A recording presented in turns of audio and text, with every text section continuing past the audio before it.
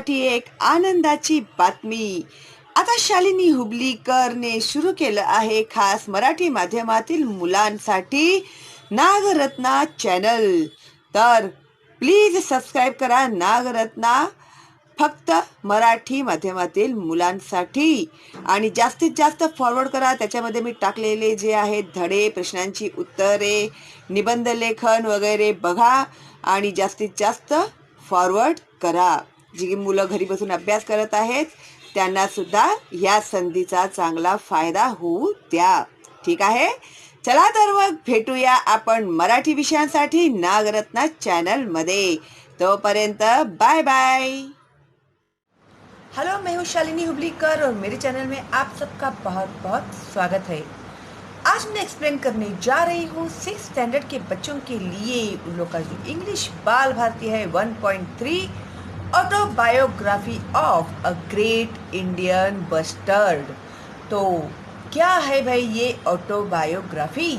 Autobiography यानी आत्मकथा, अपने बारे में खुद लिखना. ठीक है, अगर मैं मेरी लाइफ की सारी बातें किसी किताब में लिख कर रखती हूँ, मैं पैदा हुई, फिर मैंने क्या क्या किया, क्या नहीं, तो वो जो भी मैं मेरे बारे में लिखूँगी उसे कहा जाएगा शालिनी हुबलीकर की ऑटोबायोग्राफी.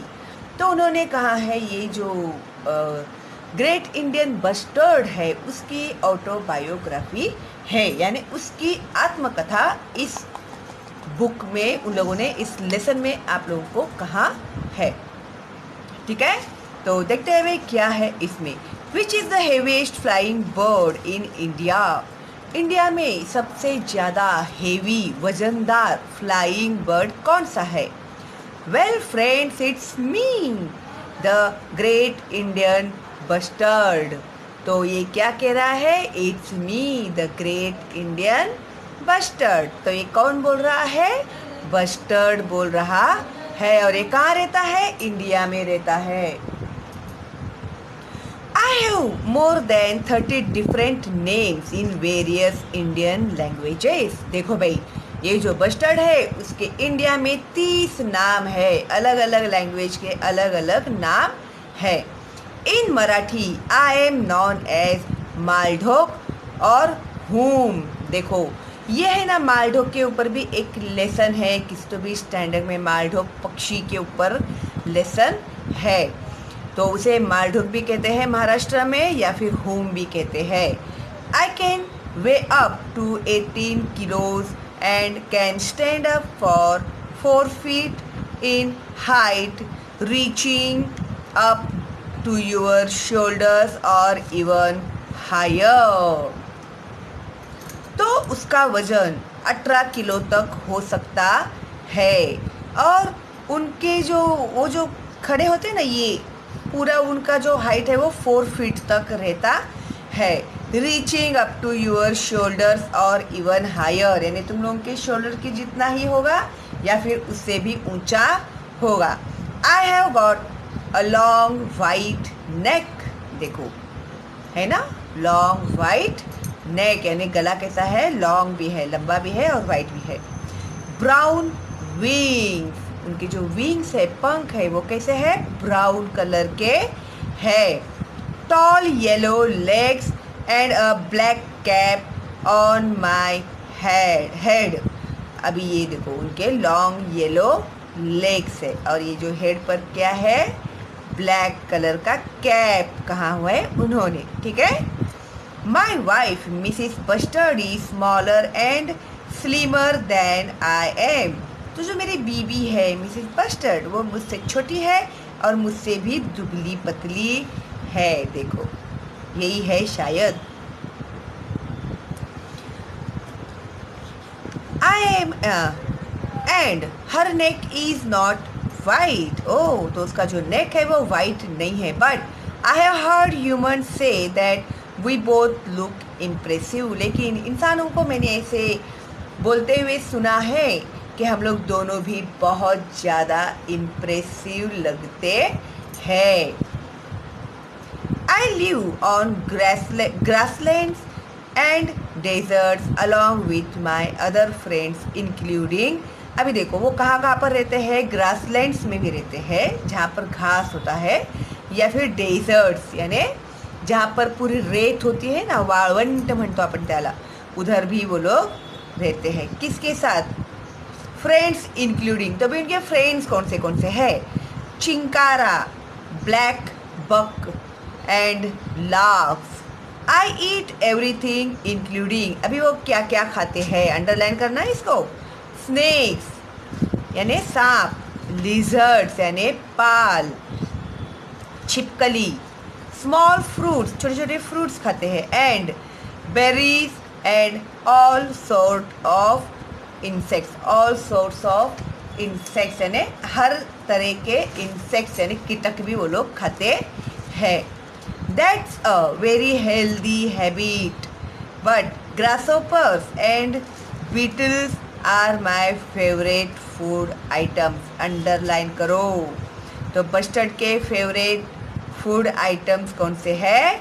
तो ग्रासहोपर्स एंड बीटल्स है। वो ना कॉकरोच की तरह दिखने वाला रहता है वो बीटल, तो वो उसके फेवरेट फूड आइटम्स है। When it starts raining, we all gather at our favorite grasslands where there are no people to disturb us। जब बारिश गिरती है, जब बारिश आना शुरू होता है तो हम लोग सब जन कहाँ जमा होते हैं? ग्रासलैंड पर जमा होते हैं, जहाँ पर हमें कोई भी इंसान डिस्टर्ब नहीं कर सकता। I perform a wonderful dance by gulping air in the special feathery pouch attached below my neck। और वो क्या करते हैं? बहुत ही अच्छा और वंडरफुल डांस करते हैं। अभी देखो भाई, बारिश तो इन लोगों को भी बहुत पसंद है और आप लोगों को भी पसंद है ना। बारिश आती है तो तुम लोग कैसे जाते हो? बारिश में भीगते हो, चिल्लाते हो, कूदते हो, उछलते हो, है ना, मस्ती करते हो।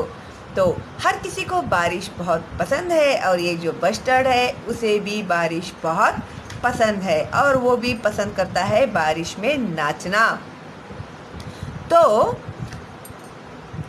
वो क्या करता है?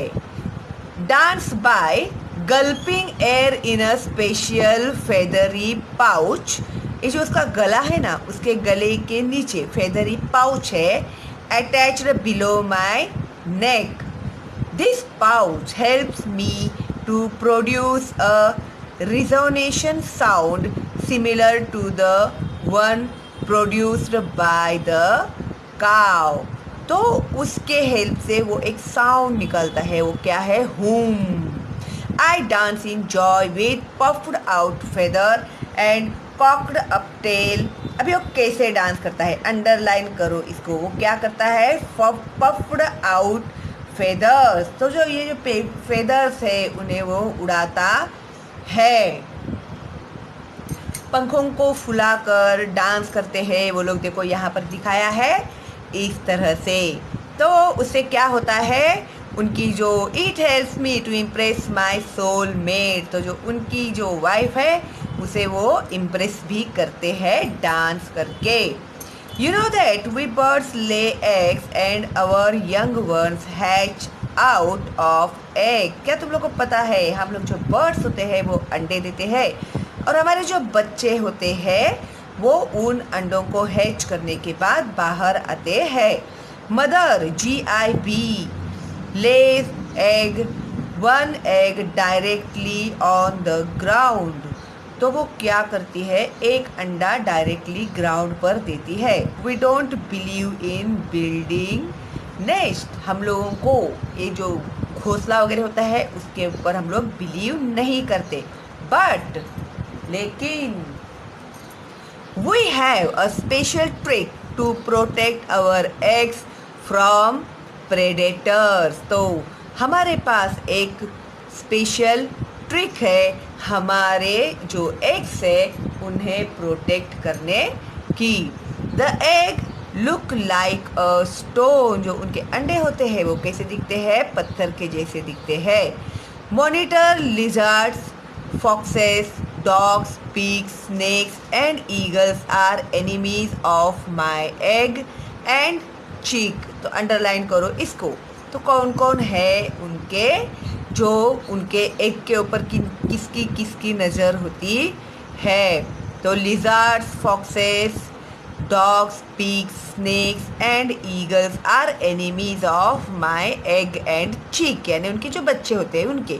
But my wife protects the egg from all of them, लेकिन जो मेरी बीवी है वो इन सब से मेरे अंडों को बचाती है। By the time our young one hatches out of the egg, फिर कुछ वक्त गुजर जाने के बाद उन अंडों में से बच्चे बाहर आते हैं। Rains arrive, तो तब तक बारिश का मौसम आ जाता है। There's plenty of grass, फिर क्या होता है जब बारिश का मौसम आता है तो पानी गिरने के बाद हरियाली होती है सब जगह पे, तो सब जगह पे ग्रास ही ग्रास नज़र आता है। Swarming with insects, और इंसेक्ट्स भी बढ़ जाते हैं। तो उन लोगों को तो इंसेक्ट हर जाति के पसंद होते हैं, तो बारिश का मौसम शुरू हो जाने की वजह से हर जगह पे उन लोगों को बहुत ज़्यादा इंसेक्ट्स मिल जाते थे। तो plenty of grass, swarming with insects, fresh food for my family, और जो उनके बच्चे आते थे तो उन लोगों को इतना सारा खाने के लिए मिलता था। Young ones of other birds soon fly away from the nest, दूसरे बर्ड्स होते हैं ना, उनके जो यंग वंस होते हैं, उनके जो बच्चे होते हैं वो जल्दी ही उड़ना सीख जाते हैं और उनके घोंसले से उड़ जाते हैं। But a great Indian bustard mother and cheek stay together for nearly 1 year, लेकिन ये जो ग्रेट इंडियन बस्टर्ड की मम्मी और उनके जो बच्चे होते हैं वो लोग एक साथ रहते हैं कितने दिन तक? 1 साल तक। द चिक learns many good habits from the mother, तो ये जो उनके बच्चे होते हैं चीक्स, वो उनके मम्मी से बहुत सारे गुड हैबिट्स सीखते हैं। You may have heard about a great human friend of ours, doctor Salim Ali, आप लोगों ने नाम सुना होगा डॉक्टर सलीम अली, जो हमारे बहुत ही अच्छे इंसान दोस्त है। He had even suggested that we should be given the status of the national bird of our country, but the honor went to our beautiful relative the peacock. तो ये जो डॉक्टर सलीम अली थे वो चाहते थे कि ये जो बर्ड है तो उसे वो नेशनल बर्ड घोषित करना चाहते थे, लेकिन ये जो मान था वो मान किन्हें मिला था? उनके ही ब्यूटीफुल रिलेटिव जो है पीकॉक को मिला हुआ है। I am happy to tell you that I am the state bird of Rajasthan, लेकिन मुझे खुशी होती है ये बताते हुए कि मैं राजस्थान राज्य का स्टेट बर्ड हूँ। We have got 10 sanctuaries for our protection, but sadly our number is still going down. अभी क्या हो रहा है, ये जो बर्ड्स है इन लोगों का जो संख्या है वो संख्या कम होती जा रही है। और कितनी सेंचुरी से है वो लोग? 10 सेंचुरी से है। उन लोगों का प्रोटेक्शन किया जा रहा है, फिर भी उनकी संख्या कम होती जा रही है। We used to live in all parts of India, हम लोग इंडिया के हर पार्ट में रहते हैं, but slowly the growing population of man pushed us away from more than 90% of our home regions. लेकिन एक्चुअली ये लोग सब जगह पे रह लेते थे, लेकिन ये जो इंसानों की संख्या जो बढ़ती गई, तो इनकी जो जगह थी 90% वो इंसानों ने ऑक्यूपाई कर ली। We are afraid of hunters that kill us for fun, जो हंटर्स होते हैं, शिकारी होते हैं, वो लोग अपनी खुशी के लिए हम लोगों को मारते हैं। We also die due to electric power lines that we can't see while flying. और ये जो इलेक्ट्रिक पावर लाइन्स होते हैं ना, वायर्स होते हैं ना, तो उनमें उड़ते समय हम लोगों को शॉक लगता है और हम लोगों की मौत हो जाती है। We are losing our homes, हमारे घर से हम लोग दूर होते जा रहे हैं। Today only the last 200 of us are left in the world. अब सारी दुनिया में सिर्फ 200 ही इंडियन बस्टर्ड बचे हुए हैं। We need your support and love in order to survive. Can you help us? तो हम लोगों को जीने के लिए आप लोगों के सपोर्ट की ज़रूरत है। तो क्या आप लोग हमें सपोर्ट करोगे? You can write letters to your leaders and make an appeal to help us. तो तुम लोग तुम्हारे लीडर को लेटर लिखो और उन्हें अपील करो हमें हेल्प करने के लिए। You can make my drawing and submit it to your teacher. मेरा ड्राइंग बनाकर तुम लोग तुम्हारे टीचर को दे सकते हो। You can discuss this with your parents. अपने पेरेंट्स के साथ भी तुम लोग ये डिस्कस कर सकते हो कि किस तरह से इन्हें बचाया जाए। Come to see us at a sanctuary. तो जो चिड़ियाघर होता है ना, वहाँ पर आप लोग हमें देखने के लिए आ सकते हैं। Because now you will not see us in other places. क्यों? क्योंकि तुम लोग अब हमें दूसरी जगह पर कहीं भी देख नहीं पाओगे। And who knows, if humans don't help us, none of us will be left on the earth. अगर इंसान, पता नहीं आगे क्या होने वाला है, किसे पता है कि इंसानों ने अगर हमें मदद नहीं की तो कुछ दिनों के बाद हम लोग ये दुनिया ही छोड़कर चले जाएंगे, ये अर्थ को ही छोड़कर चले जाएंगे। You will only see us in pictures. फिर उसके बाद क्या हो जाएगा? सिर्फ उन्हें पिक्चर्स में ही आप लोग देख पाओगे और रियलिटी में नहीं देख पाओगे। तो वो क्या कह रहे हैं कि आप लोग हमें सेव कीजिए, प्रोटेक्ट कीजिए, क्योंकि अर्थ के ऊपर सबसे स्ट्रांग और ताकतवर कौन है? तो इंसान है। अगर इंसान चाहे तो भाई क्या कुछ नहीं कर सकता। इसके लिए ये जो बस्टर्ड है वो रिक्वेस्ट कर रहा है आप लोगों से, हम लोगों से कि प्लीज़ हमें बचाइए। ठीक है? तो इसके लेखक है डॉक्टर प्रमोद पाटिल और बहुत ही अच्छा लेसन था ये, मुझे भी अच्छा लगा। आई होप आप लोग को भी अच्छा लगा होगा। तो इस तरह से ये लेसन अपना हो गया है कंप्लीट। तो अभी आप लोग क्या करोगे? लाइक किया कि नहीं अभी तक आप लोगों ने? कर दिया, थैंक यू। और फॉरवर्ड करना अपने दोस्तों को और रिलेटिव्स को। और आज आप पहली बार मेरा चैनल देख रहे हैं और अभी तक आप लोगों ने सब्सक्राइब करके बेल का आइकन टैप कर दिया है तो थैंक यू वेरी मच। अगर नहीं किया है तो अभी कीजिए और बेल का आइकन टैप करना मत भूलिएगा। और कोई डाउट है तो आप लोग मुझे कमेंट बॉक्स में पूछ सकते हैं। अगर कोई डाउट नहीं है तो एक थैंक्स तो मेरे लिए बनता ही है ना। चलो फिर मिलते हैं बहुत जल्दी ही अगली वीडियो में इसके क्वेश्चन एंड आंसर्स के साथ। तब तक अच्छे से लेसन देख के समझ कर रखना, ठीक है? चलो फिर मिलते हैं जल्दी ही। Bye bye, stay home, stay safe.